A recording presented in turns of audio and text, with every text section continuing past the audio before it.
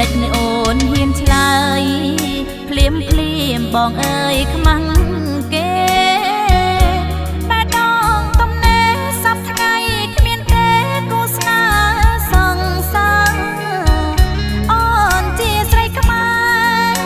នៅនឹងថាត់ថាប្រមចាមិនតន់គិតគូវាសនាខិតខំធ្វើការយកប្រាក់ជូនម្ដាយបងអើយរូបអូនរស់នៅជាកូនអ្នកក្រខ្លាយល្អកកមន្តស្នេហ៍យកល្អគួរកាត់វែងឆ្ងាយ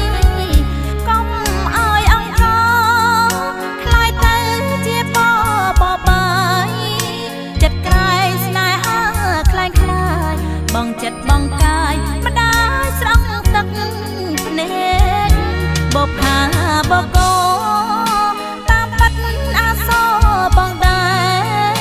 បេះដូងទ្រង់លួចលាក់ស្នេហ៍ប៉ុន្តែដួងចិត្តរីរ៉េតសច្ចាជួបគ្នាក៏មានកម្មពីមាច្រែកសុភ័ក្រមង្គលនឹងភ្នែកចិត្តអនរំលែកចាយជាពីបីវត្តធំសង្កសិទ្ធមហាមហិតរិទ្ធយាយម៉ែ